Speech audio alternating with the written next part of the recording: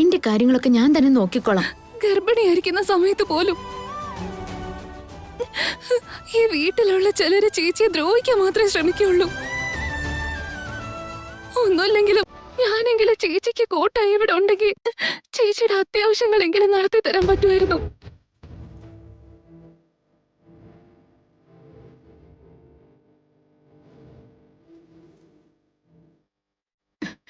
ചരു, എന്റെ കാര്യം ഓർത്ത് നീ ഇനി വിഷമിക്കണ്ട. എന്റെ കാര്യം ഞാൻ ഒറ്റയ്ക്ക് നോക്കിക്കോളാം. നീ വേഗം ഇവിടെ നിന്ന് പോവാൻ നോക്ക്. ഇനി ഇവിടെ നിക്കണ്ട ചാരു.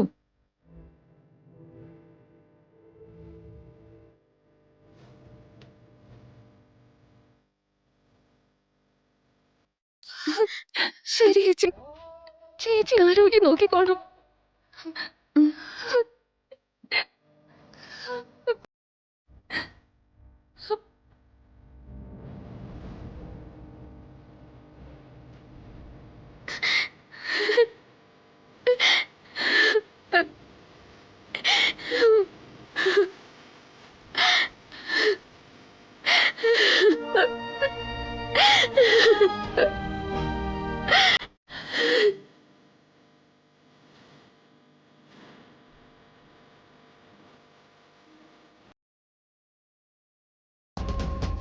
അതെ വിശ്വനാഥ, ഇനി അധികം വൈകാതെ ഒരു കൊച്ചുമോനോ കൊച്ചുമോളോ ഈ വീട്ടിൽ ഓടി നടക്കും. ഞങ്ങളുടെ മിഥുനും മേഘനയ്ക്കും ജനിക്കുന്ന ആ കുട്ടി അനന്തരാവകാശയുടെ രൂപത്തിൽ എപ്പോഴാ ഇങ്ങോട്ടേക്ക് എത്തുകയെന്ന് ഞങ്ങൾ കാത്തിരിക്കുക. ചേടാ, പിന്നല്ലാണ്ട് അപ്പൂപ്പനാകാൻ പോകുന്ന അറിയുമ്പോ അതിൻ്റെതായ ഒരു ഉത്സാഹമൊക്കെ ഉണ്ടാവില്ലേ? നീ അപ്പൂപ്പനായ സമയത്ത് ഞാൻ അപ്പൂപ്പനായി എന്നും പറഞ്ഞ് എന്തൊരു ബഹളമായിരുന്നു.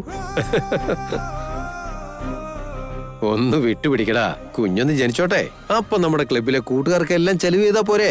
എന്നാ ശരിടാ, വെക്കട്ടെ. എന്തെന്നാടാ ജയദേവ, ആർക്ക് ചെലവ് ചെയ്യുന്ന കാര്യത്തെക്കുറിച്ചാ പറഞ്ഞേ? എന്താ സംഗതി? എന്റെ കൂട്ടുകാരനായിരുന്നമ്മേ, എനിക്കൊരു കൊച്ചുമോനോ കൊച്ചുമോളോ ജനിക്കുമ്പോ എല്ലാവർക്കും ഗ്രാൻഡ് ആയിട്ടൊരു പാർട്ടി കൊടുക്കാന്ന് പറയായിരുന്നു. ഒരു അപ്പൂപ്പനാവാൻ പോവാന്നറിഞ്ഞപ്പോ തൊട്ട് നിന്റെ കാല് നിലത്തൊന്നും അല്ലല്ലോ. മീതുൻ ജനിച്ച സമയത്ത് അമ്മ ഇങ്ങനൊക്കെ തന്നെ ആയിരുന്നില്ലേ? അപ്പൊ അമ്മയുടെ ഊഴം, ഇപ്പൊ എന്റെ ഊഴം. ഒരു ഗ്രാൻഡ് ഫാദർ ഒക്കെ ആകാന്ന് വെച്ചാ അതെത്ര വലിയ കാര്യമാണെന്ന് അറിയാലോ. ഞാൻ ശരിക്കും ഗർഭിണിയാണെന്ന് കരുതിയ ജനിക്കാൻ പോകുന്ന കുഞ്ഞിനു വേണ്ടി അച്ഛൻ പ്രതീക്ഷയോടെ കാത്തിരിക്കുന്ന, ജനിക്കാൻ പോകുന്ന കുഞ്ഞിന്റെ പേരിൽ എന്തൊക്കെ സ്വപ്നങ്ങളാ മെനഞ്ഞു കൂട്ടുന്ന. ഒന്നുമില്ലെങ്കിലും അച്ഛനോടെങ്കിലും സത്യം തുറന്നു പറയണം. അല്ലെങ്കിൽ തെറ്റ് ചെയ്യുന്നതിന്റെ കുറ്റബോധം ഓരോ ക്ഷണവും എന്നെ വേട്ടയാടിക്കൊണ്ടിരിക്കും. ചാട്ടമൊക്കെ അവിടെ നിക്കട്ടെ, കുറച്ച് സന്തോഷം അവിടെ മാറ്റി വെച്ചേക്ക്. കുഞ്ഞ് ജനിച്ചതിന് ശേഷം ആ കുഞ്ഞിനും കുറച്ചൊക്കെ കൊടുക്കേണ്ടി വരില്ലേ? എവിടെ ജയദേവാ, ഞാൻ എന്റെ കണ്ണട എവിടെയോ വെച്ച് മറന്നടാ. അമ്മേ, അമ്മയുടെ കണ്ണട എന്റെ മുറി കണ്ടായിരുന്നു. ആ, അയ്യോ ശരിയാ, ഞാൻ മറന്നുപോയി.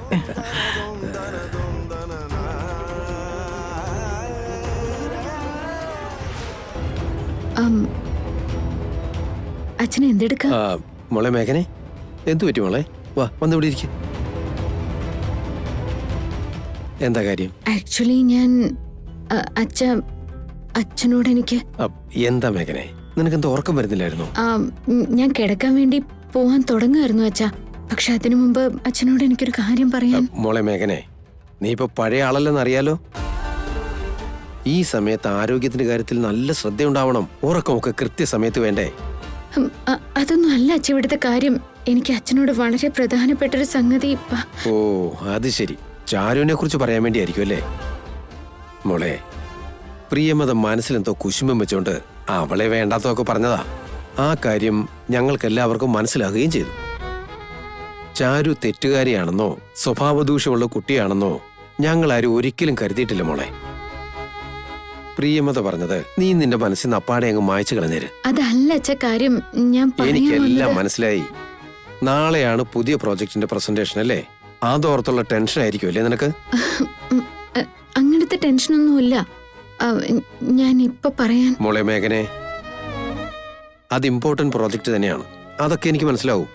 പക്ഷെ നീ മനസ്സ് വെച്ചാ ഏത് പ്രസന്റേഷൻ ആണെങ്കിലും തകർക്കുമല്ലോ. അതിനെ കുറിച്ച് ആലോചിച്ച് നീ വെറുതെ ഉറക്കളയ്ക്കാൻ നിൽക്കണ്ട. പോയി കിടന്ന് ഉറങ്ങാൻ നോക്ക്.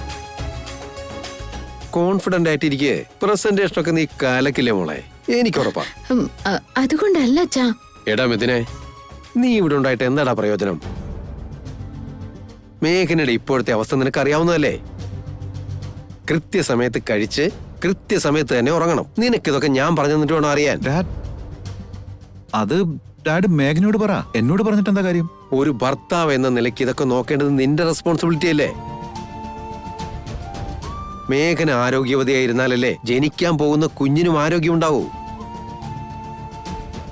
മേഘനയുടെ മനസ്സിൽ എന്തൊക്കെയോ ടെൻഷനുണ്ട്. നീ വിളിച്ചോണ്ട് പോയി അവളെ ഒന്ന് സമാധാനിപ്പിക്കാൻ നോക്ക്. ആയിക്കോട്ടെ ഡാഡ്. മേഘനെ, മേഘനെ നീ എഴുന്നേക്ക്. അവന്റെ കൂടെ ചെല്ലുമോളെ. വാ.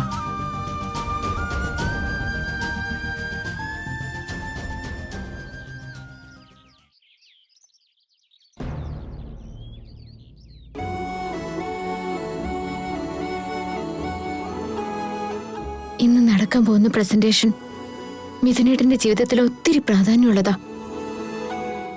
അമ്മയെ സംബന്ധിച്ചായാലും അമ്മയുടെ ഡ്രീം പ്രൊജക്റ്റിൽ ഇതും ഒന്നാണ് ദേവി.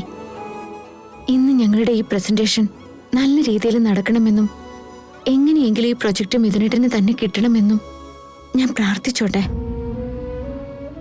എന്റെ ഈ പ്രാർത്ഥന സ്വീകരിക്കണേ ദേവി.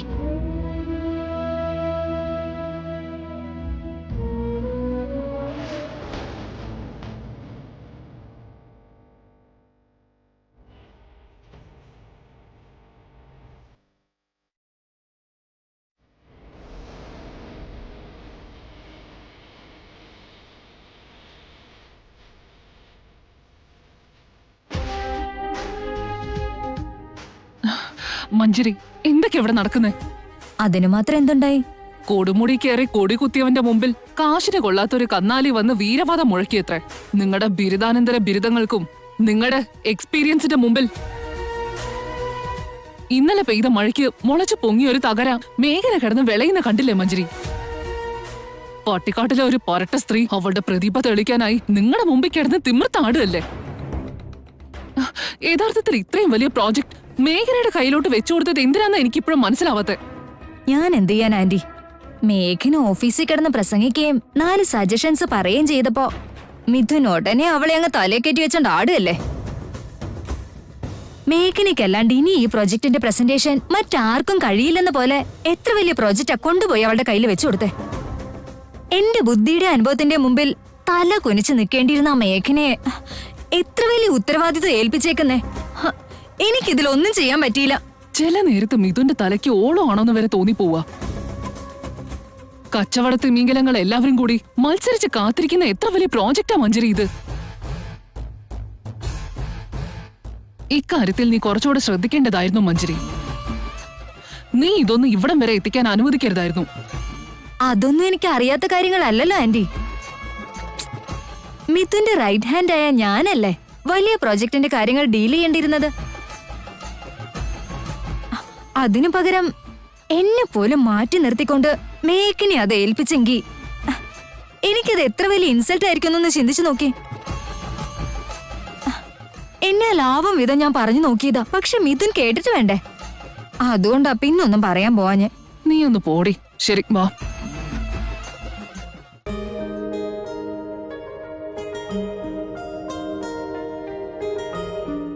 Good morning aunty. Good morning Manjari. Mithun എവിടെ? മിഥുൻ, മിഥുൻ.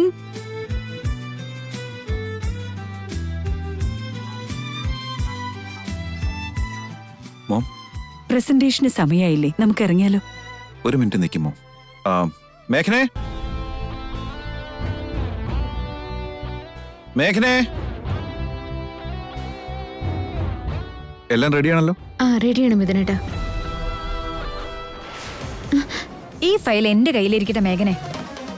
നീ അശ്രദ്ധ വല്ലതും കാണിച്ച് ഇതെവിടെയെങ്കിലും കൊണ്ടുപോയി വെച്ചാ നമ്മൾ പ്രസന്റേഷൻ ഹാളിൽ എത്തും മുമ്പേ കട്ടയും പടവും മടക്കേണ്ടി വരും. മഞ്ജരി, ഞാൻ കൊച്ചു കുട്ടിയൊന്നുമല്ല. പക്വതയില്ലാത്ത രീതിയിൽ പ്രവർത്തിക്കാറുമില്ല. അല്ലെങ്കിൽ തന്നെ ഈ പ്രൊജക്ടിനെ കുറിച്ച് തുടക്കം തൊട്ടേ സ്റ്റഡി ചെയ്തത് ഞാനാണ്. അതുകൊണ്ട് ഇത് എന്റെ കയ്യിലിരിക്കുന്നതാണ് സേഫ്. മിഥുൻ, നീ എന്തിനാ ഈ പ്രൊജക്ട് മൊത്തമായിട്ട് മേഘനയുടെ കയ്യിൽ ഏൽപ്പിച്ചത്?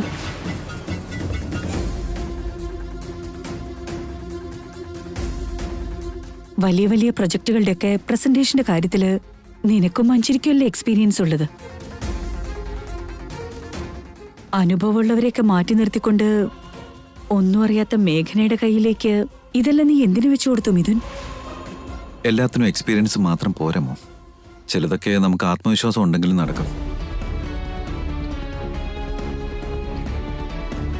ഇതിനു മുമ്പുള്ളൊരു പ്രോജക്റ്റിലും അവളുടെ ആത്മവിശ്വാസം അവൾ തെളിയിച്ചിട്ടുള്ളതാ.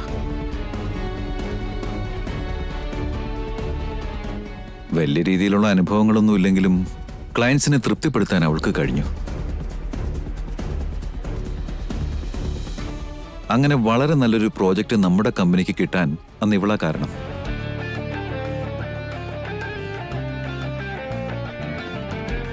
പിന്നെ ഇതുപോലെയുള്ള വലിയ വലിയ പ്രോജക്റ്റുകളിൽ നമ്മുടെ എക്സ്പീരിയൻസിനെക്കാളും സംയോജിതമായ പെരുമാറ്റമാണ് ആവശ്യം.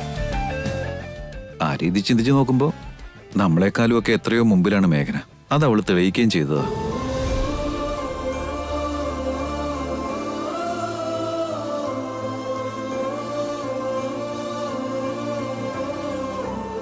ശരിയാണ് അരുണിമേ. നമ്മുടെ കമ്പനിയിൽ ജോയിൻ ചെയ്ത തുടക്കത്തിൽ തന്നെ മേഘന കാരണം നമുക്ക് വലിയ വലിയ പ്രോജക്റ്റുകൾ കിട്ടിയിട്ടുണ്ടെന്നുള്ളത് മിഥുൻ പലവട്ടം എന്നോട് പറഞ്ഞിട്ടുണ്ട്. അത് മാത്രമല്ല, തുടക്കം തൊട്ട് ഈ പ്രോജക്റ്റിന്റെ എല്ലാ കാര്യങ്ങളും ലീഡ് ചെയ്തിരുന്നത് മേഘന തന്നെയാണ്. എന്ത് ചെയ്യണം, എങ്ങനെ ചെയ്യണം എന്നുള്ള സകല കാര്യങ്ങളെക്കുറിച്ചും മേഘനയ്ക്കറിയാം. അവൾ അതെല്ലാം റിസർച്ച് ചെയ്തിട്ടാണ് ഈ പ്രസന്റേഷൻ റെഡിയാക്കിയിരിക്കുന്നത്.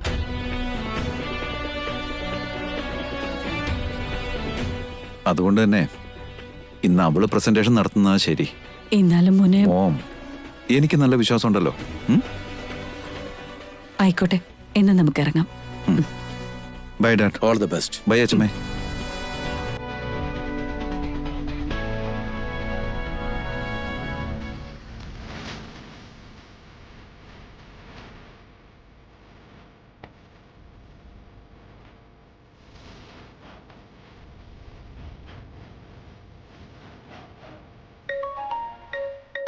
മിഥുനേട്ടാ, ഒരു മിനിറ്റ്.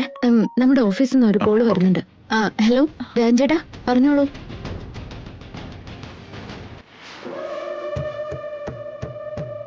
എന്തു പറ്റി മഞ്ജരി? എന്താ വല്ലാതിരിക്കുന്നേ?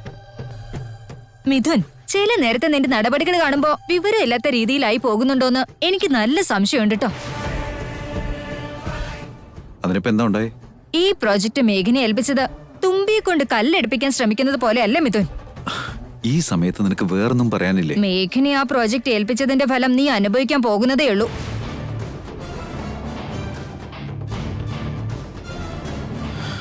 ഇറങ്ങുന്നതിന് മുമ്പേ ഞാൻ പറഞ്ഞതല്ലേ, മേഘനയുടെ കാര്യത്തിൽ ഞാൻ കോൺഫിഡന്റ് ആണ്. നിന്റെ ഈ കണ്ണടച്ചുള്ള വിശ്വാസം കൊണ്ട് മാത്രം ഇന്നീ പ്രോജക്റ്റ് നമ്മുടെ കൈവിട്ടു പോകുകയാണെങ്കിലോ? ഇതൊരു പരീക്ഷണത്തിനുള്ള സമയമാണോ? മഞ്ജരി, നിനക്കെന്നെ അറിയാലോ, ഇനി ഈ അവസാന നിമിഷം എന്റെ ഡിസിഷൻ മാറ്റാനും ഞാൻ തയ്യാറല്ല. ആന്റിക്കെങ്കിലും ഒന്ന് പറഞ്ഞൂടെ? മേഘനയുടെ കാര്യത്തിൽ ഞാനും കോൺഫിഡന്റ് അല്ല. എന്നാലും തൽക്കാലം നമുക്ക് മിഥുനെ വിശ്വസിക്കാം. നോക്കാം എന്താവൂന്ന്. മിഥുന്റെ സാമ്രാജ്യത്തിൽ എന്റെ സിംഹാസനാണ് മേഘന അടിച്ചു മാറ്റാൻ ശ്രമിക്കുന്നത്. അതൊരിക്കലും ഞാൻ അനുവദിച്ചു കൊടുക്കില്ല. ഇപ്രാവശ്യം ഞാനിത് മിസ് ചെയ്ത ഇനി മിഥുൻ എനിക്ക് ഒരു വിലയും തരില്ല. മിഥുനേട്ടാ, മേഘനെ, നമുക്ക് കയറിയാലോ? മോം. മിഥുൻ നന്ദൻ,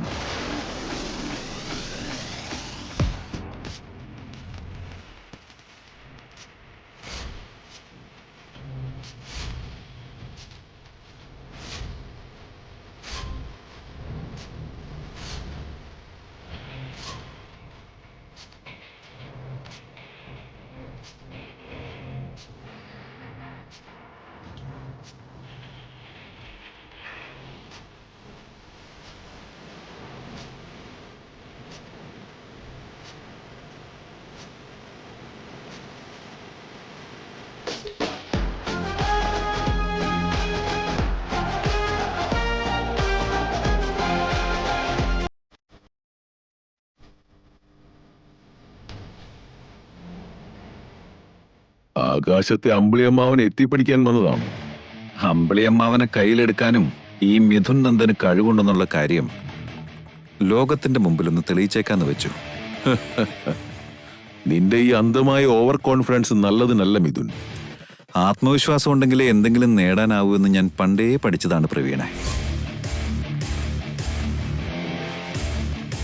അതുകൊണ്ട് തന്നെ ഓവർ കോൺഫിഡൻസ് ആണെന്ന് നീ പറയുന്ന എന്റെ ആത്മവിശ്വാസത്തെ തകർക്കാൻ ഞാൻ ആരെ അനുവദിക്കില്ല. നീ എത്ര ചുവടുകൾ മുമ്പിലാണെങ്കിലും നിന്റെ പ്രതിയോഗിയായി കൂടെയുള്ളത് പ്രവീണാണ്. ഹ്, എന്നെ കടന്ന് ഈ പ്രൊജക്ട് ഒരിക്കലും നിനക്ക് കിട്ടാൻ പോകുന്നില്ല.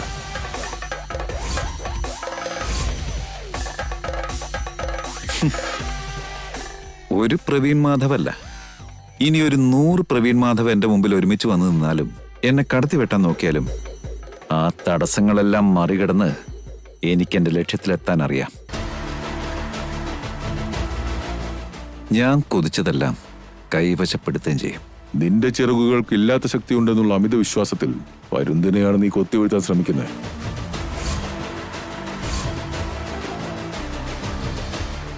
പക്ഷെ ചിറകുകൾ ഒടിഞ്ഞ് നീ കൂപ്പുകുത്താൻ പോകുന്നതേയുള്ളൂ. നോക്കിയിരുന്നു മിഥുൻ.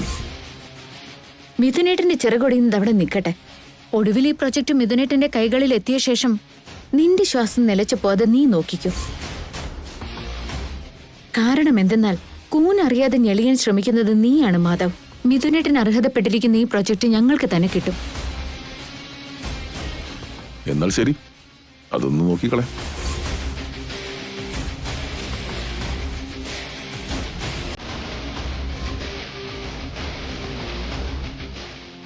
All the best.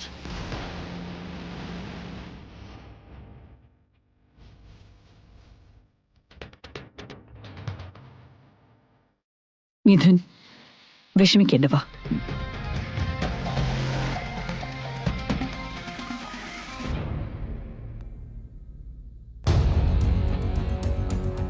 ഈ പ്രോജക്റ്റിന്റെ ലോഞ്ചിങ്ങിന് നിങ്ങൾ വരുമെന്നുള്ള കാര്യം ഞങ്ങൾക്ക് ഉറപ്പായിരുന്നു.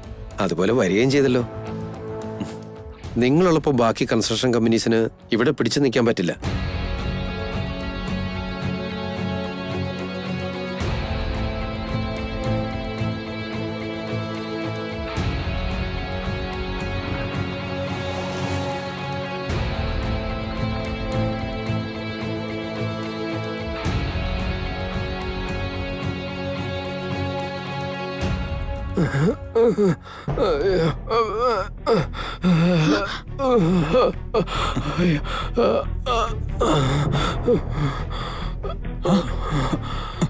അയ്യോ,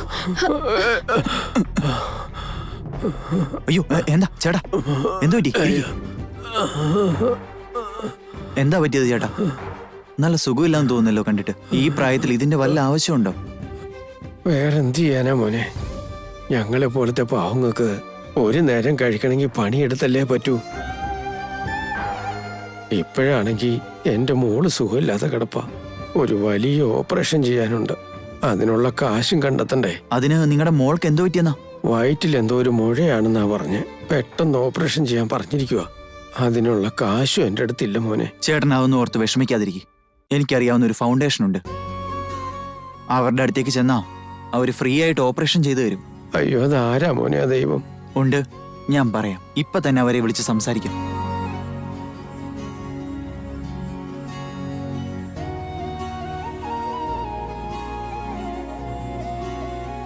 എന്തായാലും ചേട്ടാ, ഞാൻ ആ ഫൗണ്ടേഷൻ ആൾക്കാരെ വിളിച്ച് പറഞ്ഞിട്ടുണ്ട്.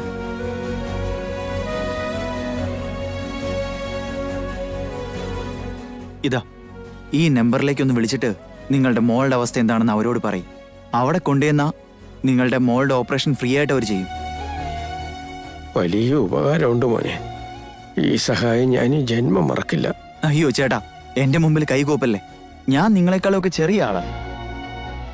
എത്ര വലിയ സഹായ മോൻ ചെയ്തേ. അപ്പം മോൻ ദൈവത്തിന് തുല്യ. എനിക്ക് കൈകൂപ്പിയതിൽ ഒരു തെറ്റുമില്ല. വലിയ സഹായമാണെങ്കിലും ചെറിയ വയസ്സായിട്ടാ. എന്നെ കൈകോപ്പേണ്ട ആവശ്യമില്ല. ചേട്ടനെ കണ്ടിട്ട് സുഖമില്ലാത്ത പോലെയുണ്ട്. ചേട്ടൻ കുറച്ച് റെസ്റ്റ് എടുത്തു. ഇതാ, ഈ കാശ് കയ്യിലിരിക്കട്ടെ. വലിയ ഉപകാരമുണ്ട് മോനെ. അതൊക്കെ പോട്ടെ, ചേട്ടന്റെ ആരോഗ്യം നോക്കണം. ശരി എന്നാ. ആയിക്കോട്ടെ മോനെ.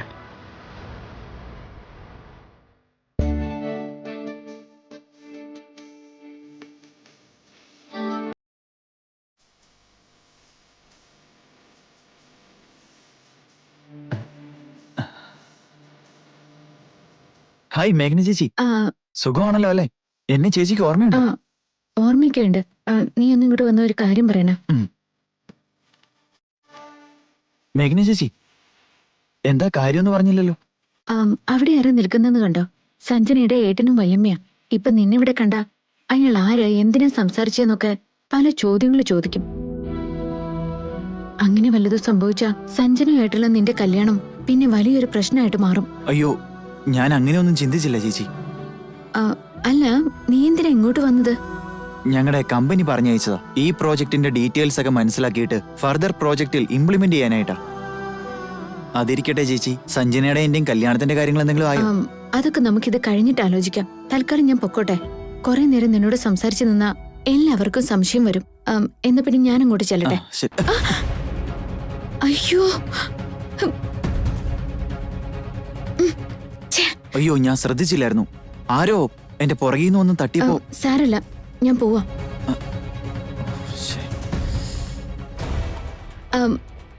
മഞ്ജരി, ഒന്നിങ്ങ് വരൂ. എന്താ? ഈ ഫയല് കയ്യിൽ വെച്ചാൽ ഞാനിപ്പോ വരാം. ഏയ്, എങ്ങോട്ടാ നീ പോകുന്നേ? ഞാനൊന്ന് വാഷ്റൂം വരെ പോയിട്ട് വരട്ടെ, അത് നോക്കണേ.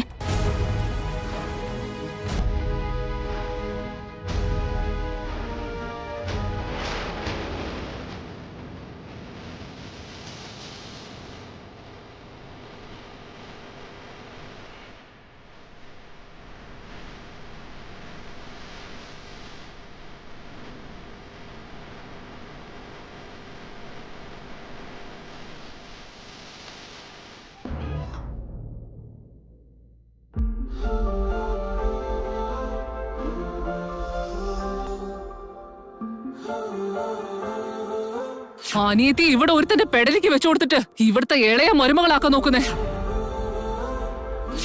ഒരു കാര്യം ഞാൻ പറഞ്ഞേക്കാം, നിന്റെ ഈ പരിപ്പ് എന്റെ അടുത്ത് വേവില്ല എന്ന് ഓർമ്മയിലിരിക്കട്ടെ. ചാരുവിന്റെ മനസ്സിൽ നല്ല സങ്കടം ഉണ്ടായിരിക്കും. എങ്ങനെയെങ്കിലും മോമിനെ കൊണ്ട് സമ്മതിപ്പിച്ച് ചാരുവിനെ കല്യാണം കഴിക്കാൻ വേണ്ടി ഇരിക്കുകയായിരുന്നു. പക്ഷേ അമ്മായിയമ്മയും മരുമോളുമായി ജീവിക്കേണ്ട അവര് തമ്മില് ഇപ്പൊ ബദ്ധശത്രുക്കളെ പോലെയാ പെരുമാറുന്നത്. ജീവിതകാലം ഇനി രണ്ടുപേരും തമ്മിലെടുക്കാൻ ഒരു സാധ്യതയും ഞാൻ കാണുന്നില്ല. ഇടയ്ക്ക് കിടന്ന് ഞാനാ ഈ പെടയുന്നേ. ഇവരുടെ വഴക്ക് തീർക്കാൻ എന്താ ഒരു പോംവഴി?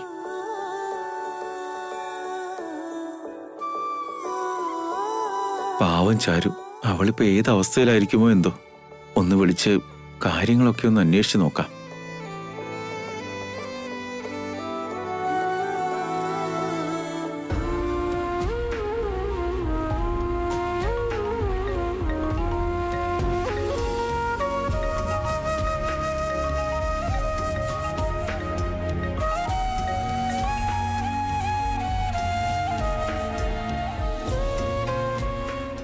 മോമുമായുണ്ടായ വഴക്കിൽ അവൾക്കിപ്പോ എന്നോടും ശത്രുതയായെന്നാ തോന്നുന്നത്.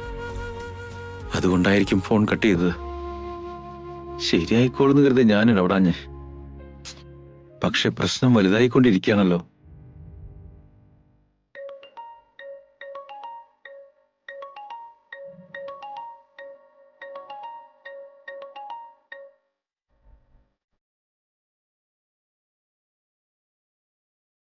മോമിനോടുള്ള ദേഷ്യത്തിന്റെ പേരിൽ ഇവളെന്തിനാ എന്നെ ശിക്ഷിക്കുന്നേ? ഇനിയിപ്പോ ഈ പേരും പറഞ്ഞുകൊണ്ട് ഇവളെന്നെ അകറ്റി നിർത്താൻ നോക്കോ?